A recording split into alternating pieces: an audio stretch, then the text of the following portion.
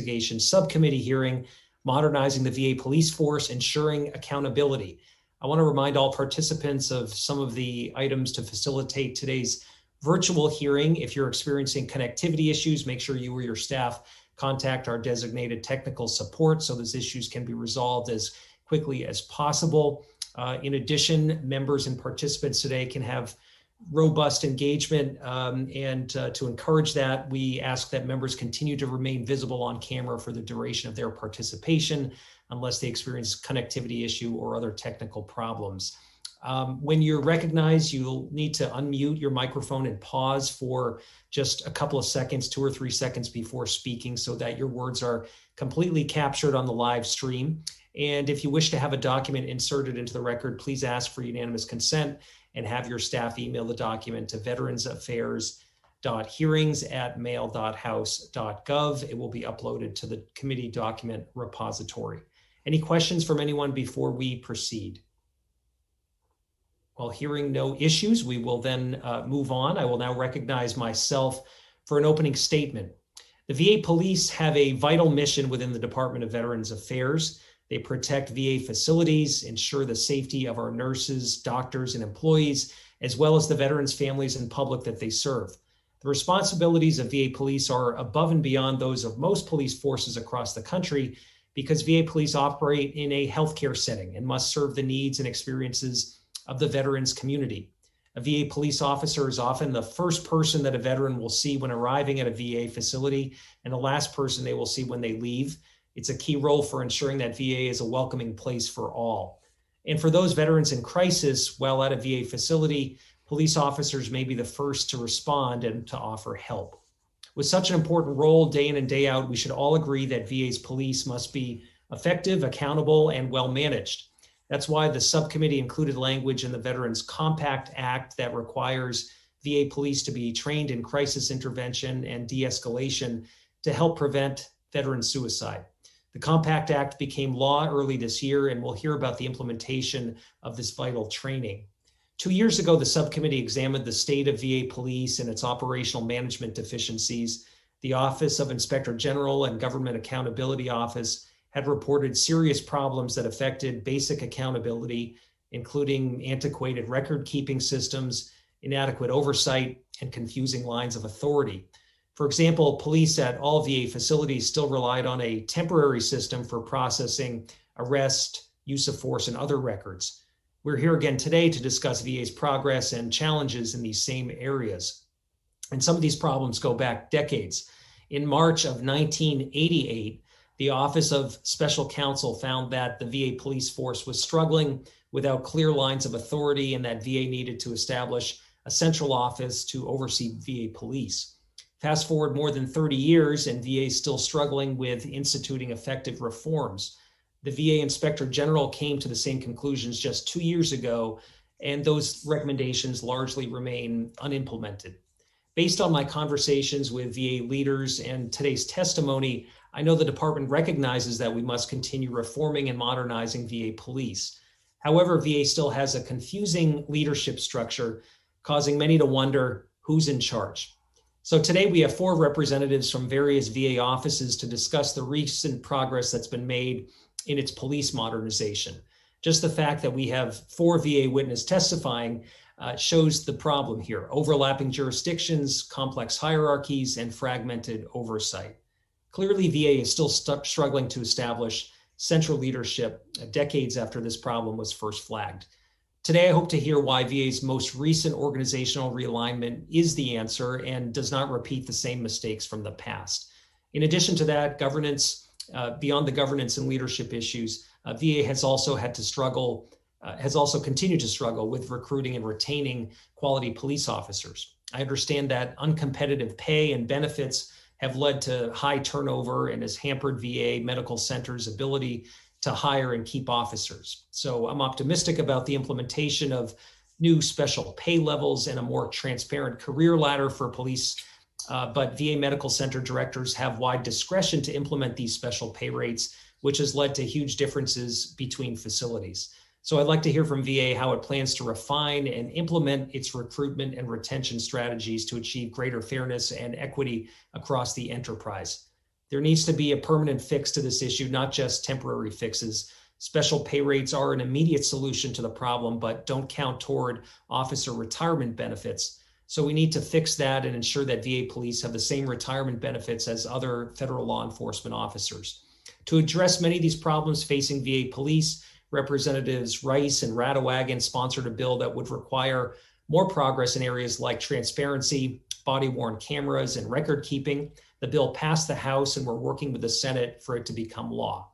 However, VA can and should take many of these steps sooner rather than later and not wait on legislation. So I look forward to hearing from all of our witnesses today about what progress has been made in recent years and the timetable for addressing some of these ongoing challenges. I would now like to turn things over to General Bergman for 5 minutes for an opening statement.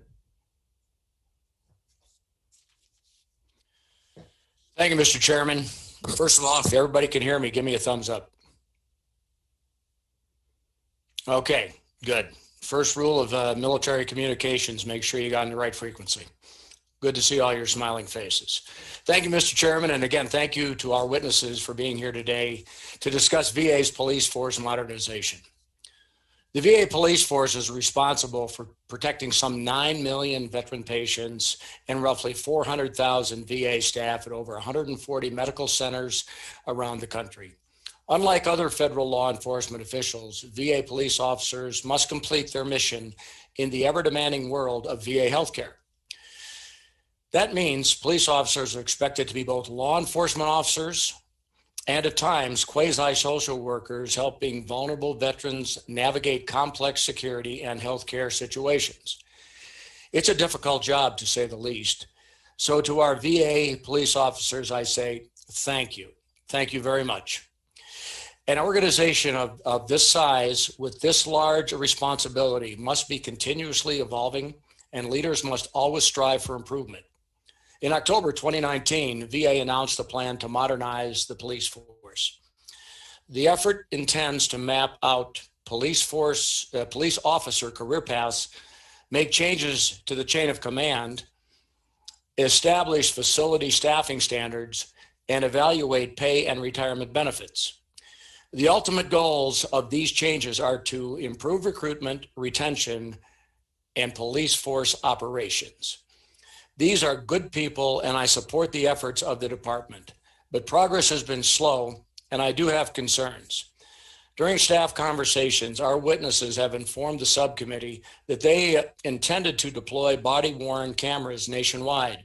However, in testimony during a legislative hearing on a bill that would require body-worn cameras, VA balked at the cost, process, and timeline to deploy these cameras. There is certainly a cost, but body-worn cameras serve as a means of accountability and protection for veterans and VA police officers. VA must prioritize this effort, establish the necessary policies, and deploy these cameras as quickly as possible. I also have concerns that VA police officer pay and retirement benefits need to still be looked at. As of May 2019, VA police officers were on average paid about 22% less than their peers in local law enforcement. To address this issue, VA authorized special salary rates, which allows VA medical center directors to supplement the pay of entire police force at their facilities. 119 medical centers, or 82% of the police force, have executed special salary rates. I applaud VA for taking this step to retain its police officers, but with 82% of the entire force receiving special salary rates, I am concerned with the sustainability of supplemental pay and how VA will properly budget for the cost of police officers in the coming years. I understand that VA is evaluating modifications to both police officer pay and retirement benefits, but that no clear decisions have yet been made. VA must take steps to protect the investment taxpayers have made to train these officers, many of whom are veterans. And I hope to hear more today about the actions VA is taking to decrease turnover.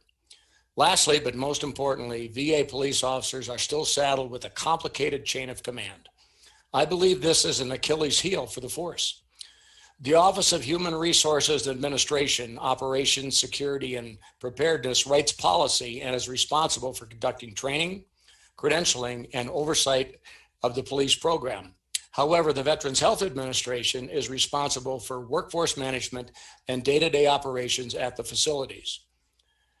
Badged officers do not report to HRA OSP, rather they report to the medical center's chief of police, who reports to the facility director, who reports to the VISN director and chief of police, who reports to the assistant undersecretary for health for operations, who reports to the undersecretary for health, who reports to the deputy secretary, who reports to the secretary, who finally reports to the president. That's a mouthful. As I said 2 years ago during our first oversight hearing on VA police, this is bureaucracy 101, disparate governing officer causing confusion regarding program roles and officer responsibilities. As the modernization efforts continue, I want to see the roles and responsibilities of each office clearly defined so that police officers, from a recruit to a senior chief of police, can clearly identify and navigate these chains of command. While progress is being made on the topics I have just raised, it is clear that the department is still working on the same issues we were discussing a couple of years ago. I'm concerned that, like many of the decisions on the effort coming out of the Biden administration, there is a lot of talk but little action. Unfortunately, we saw more of this due to lack of action in the late delivery of VA's written statement to the committee, which arrived less than 20 hours before today's hearing. I would expect that this does not become a pattern, as such inactions are a disservice to the members of this committee and the veterans they represent, and unnecessarily inhibits our ability to conduct oversight. Again, I thank our witnesses for being here today, and I look forward to a constructive and productive conversation. With that, Mr. Chairman, my apologies for taking an extra minute, but I yield back. Well, thank you, General Bergman, for your comments. I agree with your sentiments. Would also note that I was disturbed with the late submission of the testimony that gave staff and members precious few hours to review it before today's hearing. We would hope that in the future it would be submitted in a much timelier fashion. With that, I want to recognize our witnesses for their opening statements. First up, we have from VA, Mr. Louis Ratchford, Chief Security Officer at the Office of Human Resources and Administration. He's accompanied by Mr. James Ward, Executive Director of the Law Enforcement Training Center and Chief of Police at the Office of Human Resources and Administration, Operations, Security, and Preparedness. Ms. Tammy Zarnecki, Deputy Assistant Undersecretary for Health for Operations at the Veterans Health Administration, and Mr. Troy Brown, Senior Security Officer at the Veterans Health Administration. Mr. Ratchford, I'll turn it over to you for 5 minutes. Good afternoon, Chairman Pappas, Ranking Member Mann, and members of the subcommittee. Thank you for the opportunity to discuss the governance and accountability of VA police and our collective efforts to strengthen the law enforcement portfolio at the Department of Veterans Affairs. I am accompanied today by Mr. James Ward, Executive Director, Office of the Chief of Police, and my colleagues from the Veterans Health Administration, Ms. Tammy Zarnecki, Deputy Assistant Undersecretary for Operations, and Mr. Troy Brown, Senior Security Officer. VA police officers are federal law enforcement officers who serve a critical role in securing facilities and protecting patients, visitors, employees, and VA property. Since the release of a VA Office of Inspector General report and adequate governance of VA police program at medical facilities, VA has clarified roles and responsibilities between OSP and VHA with respect to VA police. VA established a police governance council co-chaired by OSP and VHA with representatives from across the department. Moreover, the department created a new office in OSP to assist with strategy, policy, and oversight of police matters. And VHA hired a permanent senior security officer at headquarters in each of the 18 veteran integrated service networks across the country. Ensuring physical security at VA facilities requires VA police officers to balance safety and security concerns, which provide an open and welcoming healthcare environment for our nation's veterans. How VA police officers handle law enforcement and safety issues is a critical component of the customer service culture instilled at each individual facility. To assure security on VA property, VA has entered into an agreement with the Department of Homeland Security to use the modified infrastructure survey tool as a risk assessment data tool for use during security and risk assessment operations. MIST will be implemented incrementally to all facilities under the department's purview. VA has made significant progress for report exec to ensure use of force information is recorded completely and accurately. Since transferring the report exec platform to the cloud, the program is now operating fully within its intended use, and very few issues have developed. VA continues to improve use of force incident tracking and analysis. We are also improving processes to ensure its transparency between VHA and OSP for law enforcement related incidents. To ensure medical facilities can determine the appropriate number and composition of police officers, VA is refining a staffing model, decision tool, and policy directive. Facilities across the country will be able to use these resources to tailor staffing levels based on requirements and facility footprint. The policy sets minimal staffing standards as determined by the staffing decision-making tool and provides flexibility to medical center directors to assess risk and make appropriate hiring decisions. VA Police serves on the front line at our medical centers to provide support to veterans in crisis. Currently, VA provides much of the training required in Section 205 of the Compact Act at the LETC. During the 400-hour VA post course, VA police officers receive 56.6 hours of training devoted to behavioral science. VA police officers must also complete monthly training, including suicide prevention, suicide by cop, and crisis intervention training as part of their overall training requirements. Over the past 2 years, there have been over 100 confirmed saves of veterans in crisis who had an interaction with a community first responder.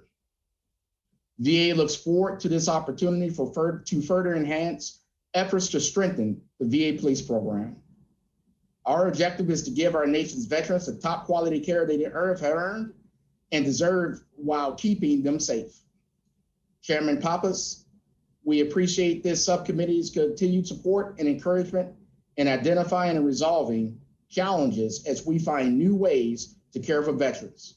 This concludes my testimony. My colleagues and I are prepared to respond to any questions you may have.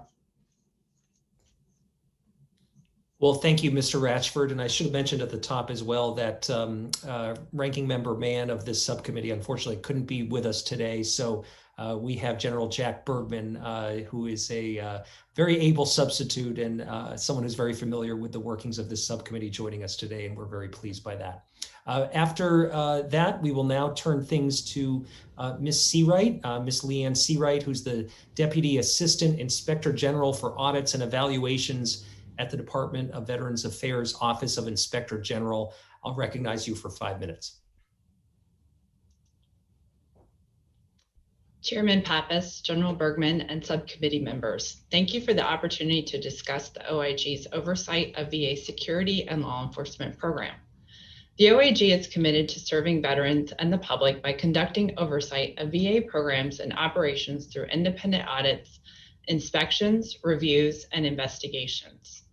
That oversight is particularly critical when the safety of veterans and their families, VA personnel, and visitors at VA facilities are concerned.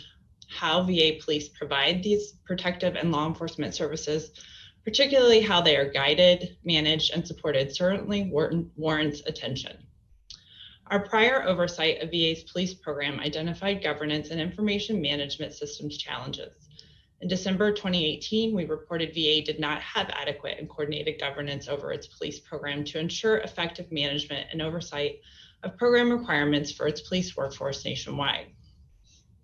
In June 2020, we reported that the VA's police electronic records management system and how VA did not have an effective overall strategy or plan of action to update its police information system. The report concluded that VA's police electronic records management systems did not provide VA program leaders or the workforce with comprehensive police program information to do their jobs. The common challenges identified in both OIG reports relate to the splintering of governance responsibilities, confusion about roles, and a lack of clear guidance, which undermine VA's well-intentioned goals and objectives. The December 2018 report found that the governance problems occurred and persisted in part because of confusion about police program roles and authority between VHA and OSLE. The Deputy Undersecretary for Health for Operations and Management at the time of the audit told the OIG team that OSLE was responsible for centrally managing police program activities at VHA facilities. However, OSLE did not in fact have that responsibility or the authority needed to manage the program operations.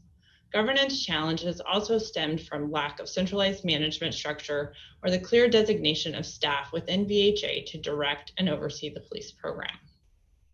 The OIG revealed 4 key areas with deficiencies: systemic tracking and assessment of police program operations and performance, facility appropriate police officer staffing models and officer shortages, timeliness of inspections of police operations, and guidance on how VA police officers investigate alleged misconduct of facility leaders who manage the police program or control its resources. The OIG made 5 recommendations to the VA's Deputy Secretary that focused on areas of governance, staffing, the inspection program, and processes. All 5 recommendations remain open based on VA's most recent update received on May 4th, 2021. Their next update is due to the OIG on July 29th, 2021. The OIG recognized that a significant factor in effective police program governance is access to accurate and timely information. Such information can help identify security and safety risks, determine the proper allocation of resources, and measure progress in achieving police program goals. Our June 2020 report found that VA did not have an effective strategy to update its police information system. Persistent weaknesses included inadequate planning, limited officers' access to information, and incompatible parallel systems. The OIG made 7 recommendations to the Assistant Secretary for HRNA OSP and the Assistant Secretary for Information and Technology. Based on the most recent update from VA received on April 20th, 2021, VA has taken sufficient actions to close 2 of the 7 recommendations, recommendations 5 and 7. Their next update is due to the OIG on July 19th, 2021. In conclusion, an effective governance structure is critically important to the functioning of any program, but imperative where there are issues of public and patient safety. The confusion about program roles and authority has made it difficult for VA to have any degree of certainty that its police personnel and resources are being effectively deployed.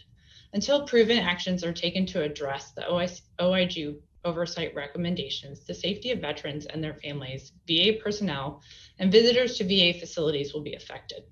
Mr. Chairman, this concludes my statement. I would be happy to answer any questions you or the other members of the subcommittee may have. Well, thank you for those comments, Ms. Seawright. Our next witness is Ms. Katina Latham, Acting Director of the Physical Infrastructure Team at the Government Accountability Office. Ms. Latham, thank you for joining us, and you're recognized for 5 minutes. Thank you. Good afternoon, Chairman Pappas and ranking members and members of the other members of the subcommittee. Thank you for the opportunity to discuss Department of Veterans Affairs management and oversight of security and VA police at its medical centers. The Veterans Health Administration provides critical services, as we've mentioned, to veterans at its medical centers. And the VA is expected to provide a safe environment at each of these centers, not only for the patients, but also for staff and visitors. My testimony today will focus on 2 findings from GAO's report and will include updates on VA's progress towards addressing the recommendations we made. I will focus on VA's efforts to ensure physical security of VA medical centers and improve the completeness and accuracy of the data on use of force incidents at these medical centers. First, in 2018, we found that VA's risk management policy did not fully reflect federal standards. These standards set the process that agencies should follow and use to identify and address security risks and appropriate countermeasures, and then ensure their effectiveness. We also reported that while VA engaged in some limited oversight of medical centers' risk management activities, It lacked an oversight strategy across the medical centers. So in absence of such strategy, we found that individual medical center sites had established their own policies to carrying out VA's risk management policy. We recommended that VA revise its risk management policies to incorporate these federal standards and develop an wide system strategy of oversight. VA has taken actions to address these recommendations, but has yet to fully implement them. Last month, VA officials provided us a draft of its risk management policy and informed us of their plan to use the survey tool that my VA colleagues mentioned. And this tool they'll use to help oversee the effectiveness of its system-wide risk management program. VA officials noted that they expect the revised policy and assessment tool will be fully implemented in fiscal year 2022. In addition to overseeing and addressing security risks at its medical facilities, it is also critical that VA improves oversight of its medical center police units to better assess the impact of its use of force policies. We reported in 2020 on the use of force data in VA's central database. This is where, as they've mentioned, police officers record their daily activities. We found 3 data issues which collectively limited oversight. First, incomplete characterizing of the type of force used. Second, inaccurate data on the highest level of force used. And third, the potential for duplicate data entries. VA has taken some steps to address our recommendations to improve the completeness and accuracy of its data. VA officials reported they are entering the use of force information into an interim data sharing site while they work to secure a new database. This site includes a dashboard with information, for example, on use of force incidents and whether the officer involved was investigated and whether there was an administrative or adverse action taken against the officer. In closing, while VA has made progress in addressing GAO's recommendations for both of our reports, continued attention by the VA is needed to ensure they are fully addressed. Until VA implements a risk management policy that adheres to federal standards and establishes a system-wide oversight process, the physical security of its medical facilities may be at risk. And while the VA has improved its data collection to support the management and oversight of use of force incidents among its police officers, a database is needed to better track and analyze investigations of these incidents. We will continue to monitor VA's progress on our recommendations. Chairman and members of the subcommittee, this concludes my statement. I am happy to answer any questions you have. Well, thank you very much for your testimony, Ms. Latham. We will now turn to the question portion of today's hearing, and I'll begin by recognizing myself for 5 minutes of questions. I'd like to turn first to our VA witnesses. And this is a large panel. Our witnesses from VA include a Deputy Assistant Undersecretary, the Chief of Police, the Chief Security Officer, and the Senior Security Officer. There are other VA offices involved in this equation, including each of the 139 medical center directors and facility chiefs of police who have roles in managing the VA police force. So my first question for our VA witnesses is just meant to be a simple one. Who's in charge of VA police?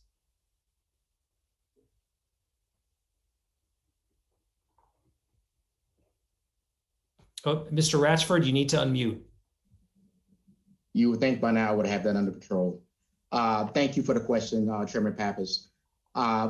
Within the Department of Veterans Affairs, there's 2 distinct functions. There's a policy and oversight function, and then there's an operational function.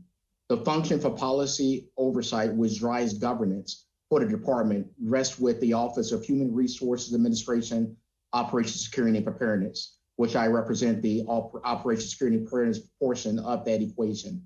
The operational piece is managed by Ms. Tammy Zarnecki, my colleague from VHA, which represents serves as the Assistant Deputy Undersecretary for Operations. So I appreciate the response, and it's a complex response to a really simple question. And I want to give you an example of why this is a concern. So Each of the VA witnesses has been involved in developing a tool that medical centers will use to ensure they each have adequate numbers of police officers. The staffing model still hasn't been finalized, and I'm not sure who will enforce the staffing requirements or how. So maybe, Ms. Zarnecki, if I could turn to you and just ask if the staffing model is a set of guidelines or requirements for medical center directors to follow, and who's going to ensure that it's properly enforced. I think the key thing here is clear lines of responsibility, accountability, and being able to improve governance structure moving forward. I'm just wondering on this one particular issue, what that will look like and how VA is going to enforce this. So thank you for the question. We will issue the staffing policy out to the medical centers with the decision tool. The decision tool will help guide what they need locally. And so there's inputs into that decision-making tool. Workforce management and consulting will do an annual review to make sure that the staffing policy has been implemented. And through the operational chain, we'll make sure that implementation is part of that review with the network director as well as the facility director. Okay, and maybe I could get Ms. Seawright's take on this. You referenced this in your opening testimony. OIG found in 2018 that VA police didn't tailor its levels of staffing to the needs of various kinds of facilities. I'm just wondering if you could comment further on VA's staffing model, whether this is a good solution, and what challenges are ahead for implementation of this. So the staffing model in theory is a good solution moving ahead. However, one of the challenges that the facilities face is the funding at each facility and how that facility director chooses to apply that funding to their workforce. So while a staffing model could say that a facility needs 27 people, it's really up to the director and whether they're going to apply the resources to pay for those 27 people.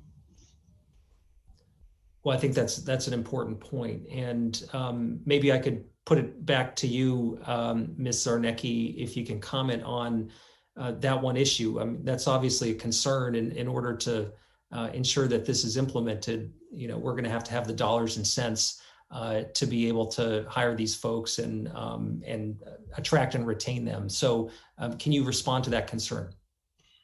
I can try to respond to the concern. We have staffing models in various programs in our organization. Our chief of police is a service line chief at the medical center who submits a budget request through his medical center director. So the tool is there to direct and guide on what appropriate staffing levels are. And workforce management will assure that the staffing level is being addressed. And then from an operational standpoint, it's the responsibility of the organization to make sure that there is sufficient budget allocated to the medical center through the VISN. I appreciate that. Maybe I could just get Ms. Latham's comments from GAO's perspective on this issue of the staffing model. I know that GAO has expressed concerns about VA not considering all the relevant factors when determining a facility's security level. So I'm wondering, your take on this VA staffing model as it moves forward, and what things you'll be looking for. Thank you for the question. As I noted, VA has certainly revised its risk management policy, and it's following federal standards as it's written. And it's to consider all relevant factors, including a facility's security level. And we did not specifically review the staffing model or inputs as part of our work. This is an area, as we're discussing, that VA may want to think about as they move towards implementing its revised policy. So we certainly do think that that would be important to inform those decisions. And then it will help to improve the quality if they would move forward when they move forward with implementing the tool that we mentioned, because that tool follows the federal standards. And that tool will help them to make sure that they have all the requirements in place, and whatever decisions are informed related to the staffing model and whatever facility security levels should be in place based on those staffing models, that tool will be the right place to go. Well, thank you for your thoughts there. And I'm glad we could kind of bring everyone in on this issue. I think we'll talk a little bit more about this. I apologize for going over on our time. With that, I'll turn things over to Ranking Member Bergman for 5 minutes. Yeah, thanks, Mr. Chairman. Mr. Ratchford and Ms. Zarnecki, how many violent crimes such as active shooter, aggravated assaults, robberies, sexual assaults were committed on VA property last fiscal year? Thank you for that question, Ranking Member Bergman. The VA police uses Report Exec to track those type of incidents, and I will have to take that for the record in regards to the exact number of incidents by category, as you stated, to report back to the committee on. Okay, well, bottom line is, according to the documents provided by VA, the answer is 5,002 violent crimes, which is nearly 2,000 more violent crimes than those that occurred on VA property in FY 2018. I mean, would you agree that a 59% increase is unacceptable? I will agree that It could be just a yes or no answer. Yes. Both Mr. Ratchford and Ms. Zarnecki. Yes. Yes. Yeah, 59, almost 60%, almost two thirds increase when we're putting together plans to to do this. Well, I guess the point is, since you're working it, we've got the numbers, VA has the numbers. What are you all, and I say you all because we got the multiple departments within the VA here, what are you and the Biden administration doing to basically not only stem, but stop the rise of violent crime and protect our veterans and our VA staff aboard your campuses? I will start with the answer to that question. We're using, as we've improved Report Exec, we're using the information we're harnessing from across the entire enterprise to better understand the activities going on by location, by region, and as an enterprise to come up with police curbing activities we can do to help reduce crime across the enterprise.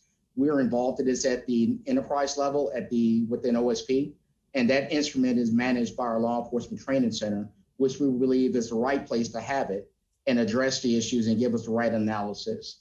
I will now hand it over to Ms. Zarnecki with VHA to talk about some of the things they may be doing locally within VHA to assess the same problem. Hi, thank you. Ranking Member Bergman, I am actually going to ask our Senior Security Officer, Troy Brown, to answer that question. Thank you, Mr. Bergman. Right now, the VA police do have senior security officers within each visit.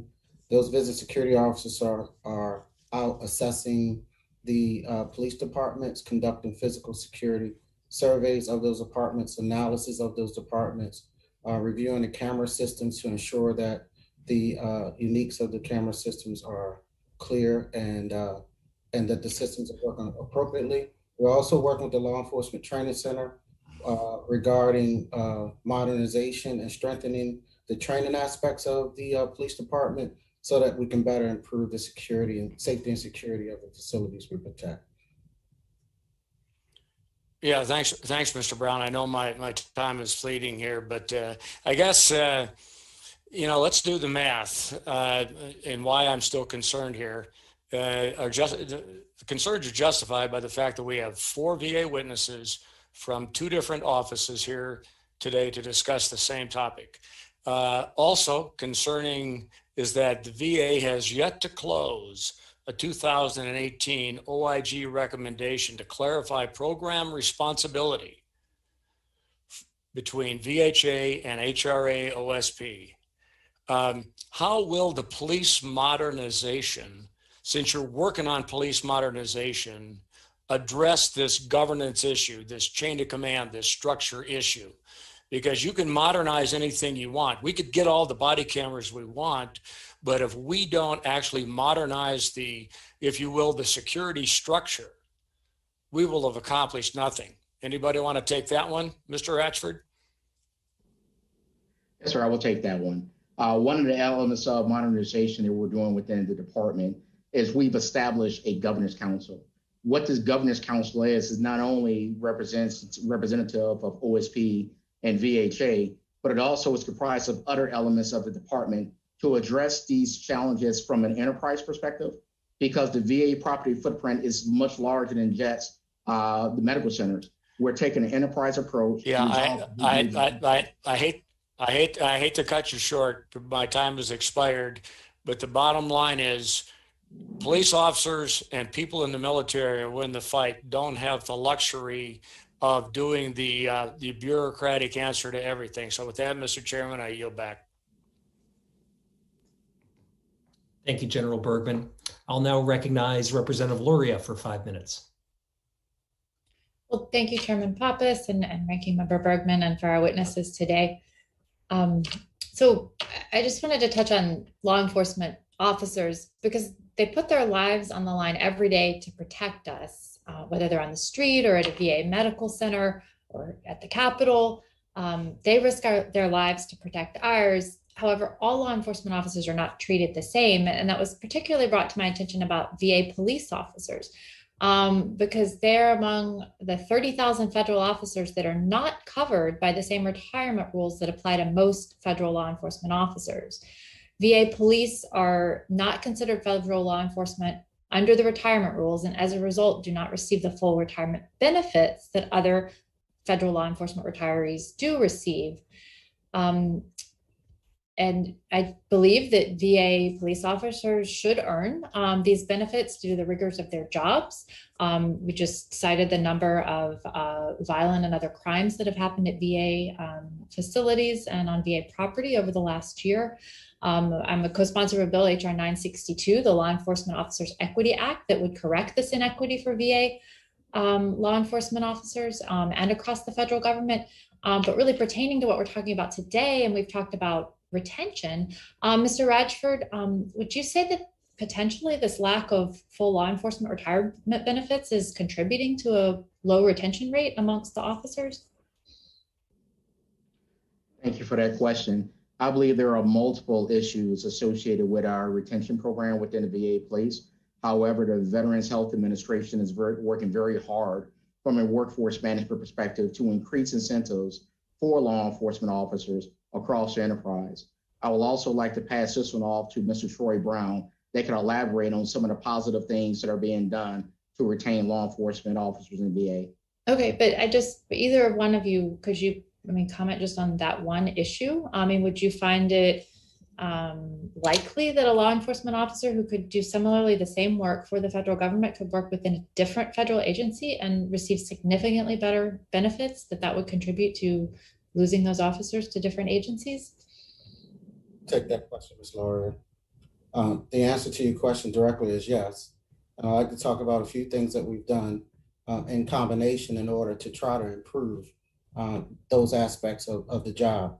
I'd like to say, first of all, I am one of those GS5 police officers that started at the VA 24 years ago. So I certainly understand where the police officers are and the benefits that they seek after. And I certainly take your question seriously. What we understand from looking at some of the issues with VA police, we know that SSR, special salary rates, is not the best way, but it was the quickest way based on our current situation when we looked at establishing special salary rates. And to Mr. Pappas' point, it does not contribute to the retirement of the police officers.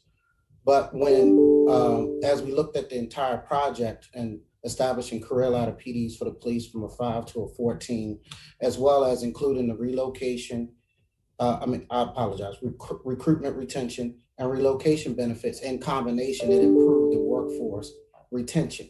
And we were able to draw in police officers at a greater speed. We do look forward to the future and looking at other flexibilities in order to work towards retirement for the police officers for the 6C retirement. It requires a legislation change, but it is certainly something VHA, HRNA, and OSP plan to attack. But we wanted to look at the quickest way to address some of the pitfalls that we were experiencing in 2018. And I think we've had some success with that. Okay, well, thank you. And I did, want to get out of your question if you would support legislation that would help fix this inequity. So I did take away from that, that could be a next step that could potentially help with retention. And I, as noted earlier, and really applaud the effort to train the VA police officers with mitigation practices, social work practices, best practices, especially in challenging situations, including suicide prevention. And, would just note that you are going to great lengths to provide that valuable training. It is having an effect on, stopping these instances in VA facilities. And it truly is a shame that those officers would not be incentivized to stay with that special training that they've received through the, intake process in the Law Enforcement Training Center. So I know my time has expired and I will get back. Thank you very much, Representative Floria. I'll now turn things over to Representative Radewagen for 5 minutes. Thank you, Chairman Pappas and Ranking Member General Bergman for holding this hearing. Thank you to the panel for your testimony. Mr. Ratchford, I'm the lead GOP co-sponsor on HR 2429, which would require VA police to make certain changes, including mandating nationwide use of body-worn cameras. Now, VA balked at this requirement in testimony earlier this year, but had previously indicated that would be a national requirement. Please tell me where VA is in developing this policy. And do you intend to make this a nationwide policy? And if so, how long do you believe it would take to implement? And finally, will this policy go through the regulations process so members of the public can comment on its contents? Thank you for that question. Currently, VA is working on, we have a draft policy for body-worn cameras, and we are also working in conjunction with the Veterans Health Administration to conduct multiple pilots to identify the feasibility of implementing and the requirements associated with implementing body-worn cameras across our campuses. We have conducted market research with vendors that provide this service, and we're looking at ways to resource body-worn cameras. As the VA believes, body-worn cameras is something that is essential to accountability for VA police. The current policy we are working is working right now as a VA policy within the department, and once that policy is complete, it will be shared with the entire department and with all other entities that would like to see the policy so that they can understand how VA is implementing body-worn cameras within the Department of Veterans Affairs. Ms. Sarnecki or Mr. Ratchford, though the policy is not finalized, can you share how the department will handle footage of incidents captured by body-worn cameras? For example, how might a veteran or a member of the public obtain footage taken of them during an incident with VA police? And Ms. Sarnecki, in carrying out the body-worn camera pilot programs, what lessons do you think VA learned about camera use in medical centers, and how will you apply those lessons learned in the final policy? Thank you for that question. I will start, and then I'm going to ask Mr. Troy Brown to chime in since he actually conducted the pilots. But we anticipate that data will be stored. We will have a server that will store that data. It'll be a secured server. That footage will have to protect privacy of bystanders and other folks that are in the medical center. So we have just had discussions with our privacy office. I'm going to actually ask Mr. Brown to go over some of what the pilot has shown. Yes, ma'am. Thank you. Ma'am, what the pilot has shown is that the body-worn camera devices does create better transparency, greater accountability. We're able to view both perspectives from the police officer and the subject that they are involved in or the incident they're involved in. We have live coverage that can feed to our Integrated Operations Center for serious incidents. We work directly with the Law Enforcement Training Center to evaluate the use of force incidents more efficiently because we do now have the video that could help assist us in looking at ways to make better improvements in our training. when we determine that training is deficient in that area, or if we just need to improve the training for the use of the body cams. The 2 pilots we conducted recently concluded at the end of August, and we're prepared to move forward once the leadership makes decisions about the HR 2429 bill. Thank you, Mr. Chairman. I yield back the balance of my time. Well, thank you, Ms. Radewagen. I'll now recognize Mr. Sablan for 5 minutes. Yeah, thank you. Thank you very much, Mr. Chairman, for having this hearing. I come from a district, as many of you know, where I have no need for security officers at this time. We have here we just hired on board a social worker, and we have an outreach, a outcare patient, a clinic fee-based, and the VA has a clerk on staff here who acts as if she was the regional director. So it's far from getting but I'd like to continue on with or associate myself with Ms. Gloria's questions and ask, I'm not sure who would have the answer for this, maybe Mr. Brown. What is the average tenure for VA officers across the country, and what is the department doing to improve officer retention, please? Sir, can you repeat the first part of your question? Yeah, what is the average tenure for VA officers just across the country? The average what, sir? I'm missing that. Tenure, T-E-N-U-R-E. Yeah, sorry, English is my third language, so. I apologize. Tenure. We actually conducted a recruitment study about 2 years ago, and we created a national strategic recruitment plan. The average tenure of a police officer is 10 to 12 years. Thank you. And so maybe from that study, or maybe just from based on retention data you have, I hope you have been tracking, what effect does those efforts had on retention and tenure? So as a result of the national strategic recruitment strategies, we're currently evaluating the results of decisions made with the special salary surveys, the career ladder PDs, the recruitment, the retention, and relocation benefits. In the combination, we pulled those 3 together in the last 2 years to improve pay for the police officers. So to Mr. Papa's point from earlier, we do have the SSRs and it does improve pay, but the career ladder PDs and the flexibilities to grow from within are certainly improvements combined with the special salary surveys. Adding on to those features are the relocation, recruitment, and retention incentives. After the evaluation period, we'll look at this national strategic recruitment plan and make better improvements and refinements in order to continue to improve. As I spoke to Ms. Laurie a little earlier, we are looking at legislation changes to look at the flexibilities for the VA to pay officers at a salary that contributes to their retirement, which is a 6C program that we're interested in. Okay, maybe it's just me, but the Chairman Papas asked a question if there was a clear line of,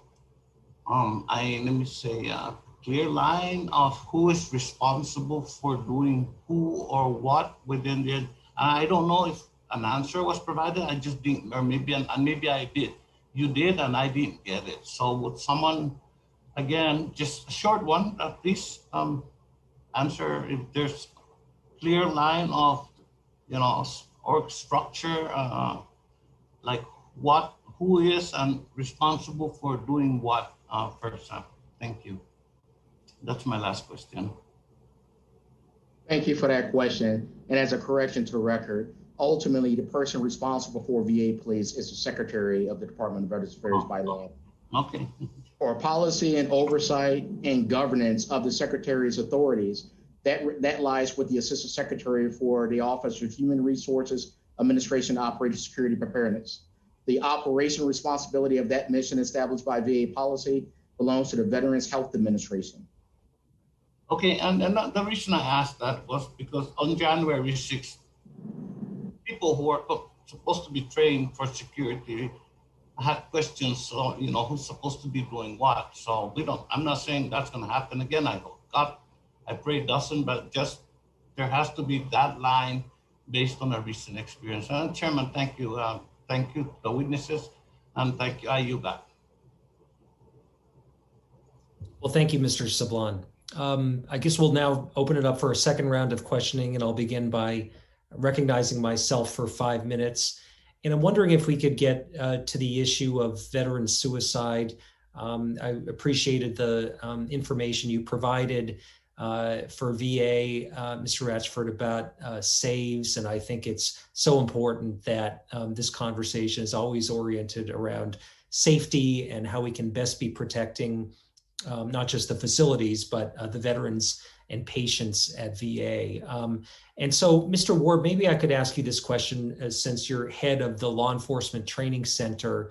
I know that we've talked a little bit about the Veterans Compact Act that we enacted earlier this year, and it requires that VA develop and implement an annual refresher training for mental health and crisis de-escalation techniques for all VA police at all VA facilities this particular calendar year. And so this is to supplement the initial training that VA police already receive at the training academy when they join VA. A report is due to Congress in January of 2022 detailing the new refresher course curriculum and how many VA police have completed that training. I'm wondering if you can provide some information on how that's going, and if there's any light you can shed on, what you might be presenting to us in just a few months. Yes, thank you, Chairman Pappas. The Law Enforcement Training Center has a course called Police Officer Standardized Training Course. It's a 400-hour course. Much of what is outlined in the Compact Act, Section 205, the LETC already implies or put that into training methodologies within that course. We also have included a monthly training episode that will cover mental health, suicide awareness, all of those things that are listed in the Compact Act, talk about TBI, those kind of things, and it will be pushed out annually. But where it sits right now is that within the 400-hour police officer standardized training course, all those things are encompassed. In 2009, we partnered with the Veteran Justice Outreach to combat suicide awareness, as well as ensuring that veterans had an alternative to incarceration. We put that training out to all VA police officers from 2009 to 2014. And then we incorporated that training into the police officer standardized training course, which is the 400 hours. We have been training a lot on this subject. In 2009, we'd had industry-leading subject matter experts come down to LATC, review our behavioral sciences, and as Mr. Ratchford stated, over 56.6 hours of training in behavior sciences. And they concluded that we had one of the most robust and complete behavior sciences section of any federal, state, or local law enforcement. We were very proud of that.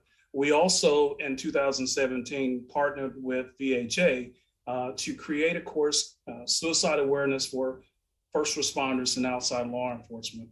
The significance of that course, and Mr. Ratchford spoke briefly about it, was that we partner with a psychologist and police officer, and we go to different locations and provide this training. To date, we've provided over 90 sessions of that training, and we, as Mr. Ratchford pointed out, over 100 saves. But we will continue to monitor the training. We have a mechanism to make sure that all of the VA police officers take the monthly training. That system that we use is called CADIS. It can track, and we'll know exactly when an officer starts and finishes and completes that training. So we will be prepared to provide this committee numbers. So you don't have any numbers right now on how many VA police officers have gone through that refresher training? Right now, all police officers that come to the academy receive the training. So every police officer for the past 7 years have received that training that we produce at the Law Enforcement Training Center. We also provide a monthly iteration training once a year. And I don't have those numbers. I'd like to take that for record and get those back. Yeah, if you could get back to us with that information, I think that's helpful. And you referred a little bit to the development of the training curriculum. I'm wondering, you talked about within VHA, who's sort of consulted in putting this together. Are there other organizations that you're consulting as part of this to make sure that it continues to be evidence-based and as relevant as possible? Absolutely. Outside psychologists and the mental health professions, a lot of PhD people that know a lot more about this topic than I do. We certainly consult with them and make sure that we're training those things that are paramount to what we're dealing with in VA. So we certainly go outside and get that subject matter expert as well. Well, thank you. I'm over my time and appreciate those comments. I'll now recognize General Bergman for 5 minutes. Thank you, Mr. Chairman. Dr. Latham, with progress on VA's modernization efforts appears to be stalling, where do you believe the VA should put their next focus first, or first focus next, however you want to put the words together, but prioritize?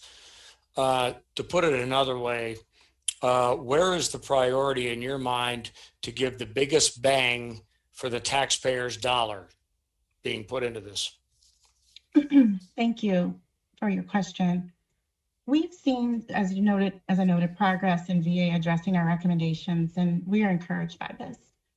In terms of the recommendations remaining, for the recommendations related to physical security, we will be interested to see what the agency does with implementing its revised risk policy and how it plans to use the system that they mentioned, the survey tool, to support the oversight of its risk process. So that would be, for us, the first area of emphasis. Okay, Ms. Seawright. Oh. Thank you. Sorry, there was a pause. Thank you. Ms. Seawright, same question to you. Where do we get the bang for the buck? I believe that the largest bang for the buck will be in really defining those governance roles and responsibilities in terms of who is doing what at what level, so that when you do develop your staffing models or as part of those staffing models, that helps influence those workload decisions. Okay. Ms. Zarnecki, outside of pay and benefits, what other tools or incentives does the department have to try to retain officers? Sorry about that. I had trouble getting off of mute.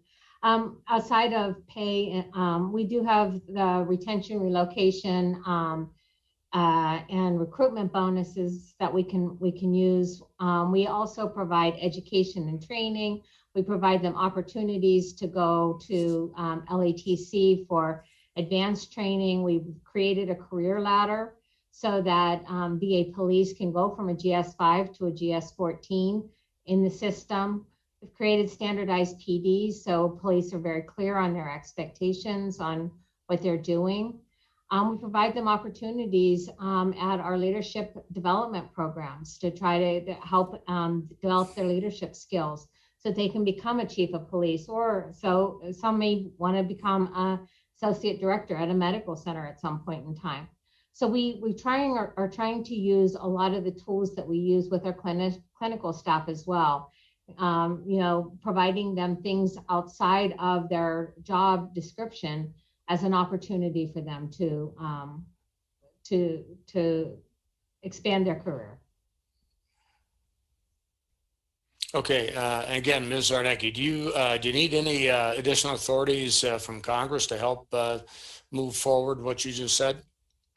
I think the additional authority that would be probably the most beneficial is if we could get the retirement through legislation.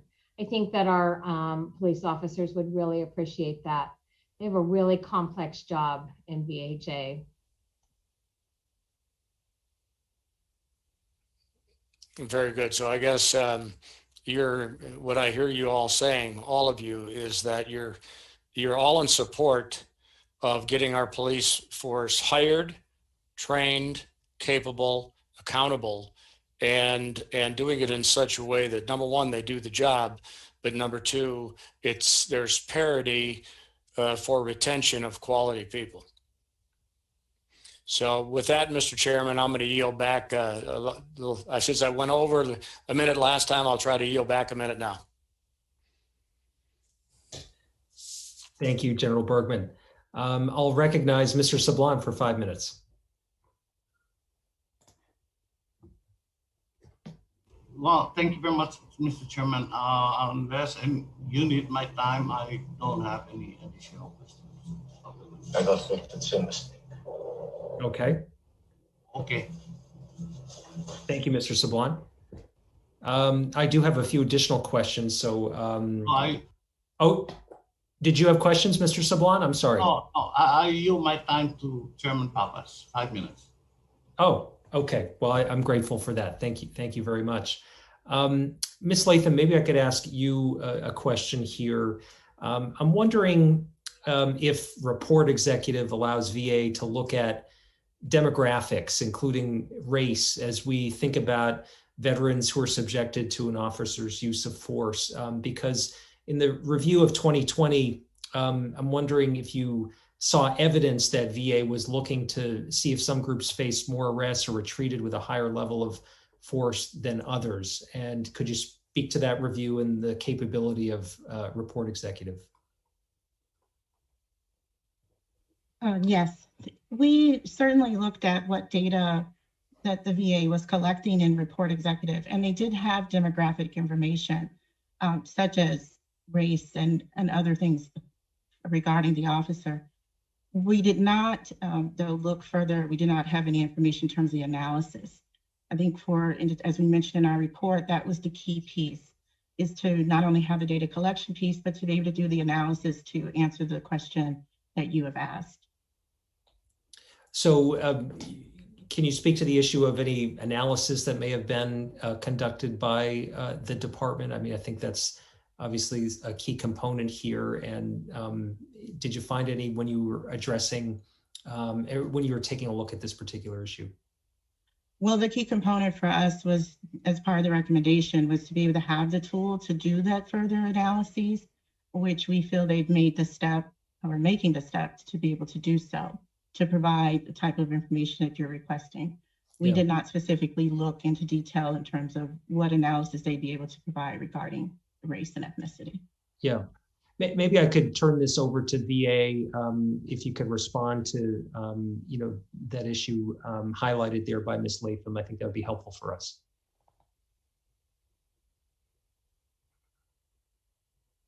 Thank you, Chairman. Yeah, thank you. In regards to that question, I will go towards Mr. James Ward to address the issue of the analytical capabilities of Report Executive. Thank you, sir. Mr. Chairman Pappas, we have made substantial changes to Report Exec. And as it sits right now, you can run reports with data fields such as station numbers, group ID, officer, incident type, and especially those dealing with the use of force component. Specifically, you can nail down your reporting to really draw a higher data analytic so we can make evidence-based decision of what actions our officers are taking out there. Okay, so you're able to look backwards as well as forwards in terms of the information that you have? With the Report Exec, it's looking backwards. We can look forward in the fact that we can analyze the data and see where the issues are and make training issues, because sometimes we'll look at reports, all those reports are viewed and they must be sent to the Law Enforcement Training Center within 24 hours of any use of force taken. So we'll look at those reports. We have a team of subject matter experts that review those, and they look for training gaps, trends, things that we need to improve upon. And they also look for best practices, because we do have a well-trained police force that do some wonderful things. So we'll take all of that and make sure that our training is updated so we can make sure that we're pushing out the best possible training for our police officers. Well, terrific. I appreciate those responses. I think that's a key issue, and I'm pleased to see attention paid there. I don't have any additional questions. I just would like to open it up to any of the members. If they have additional questions, be happy to accommodate them with a few minutes.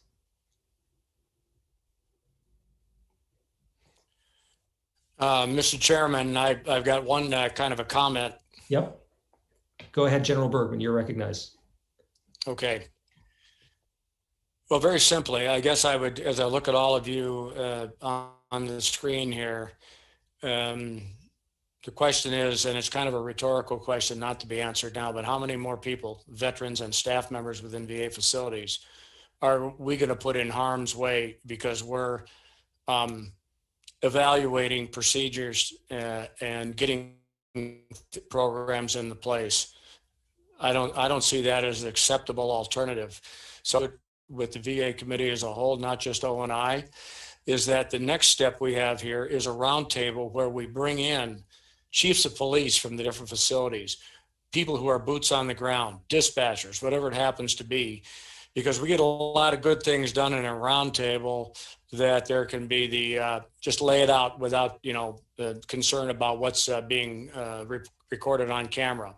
So I think in order to help those veterans at risk and to help those employees at risk, we owe it to all of the veterans and all the people in the VA to get to the bottom of things and get this moving down the road. So with that, I yield back and thank you for everybody's time.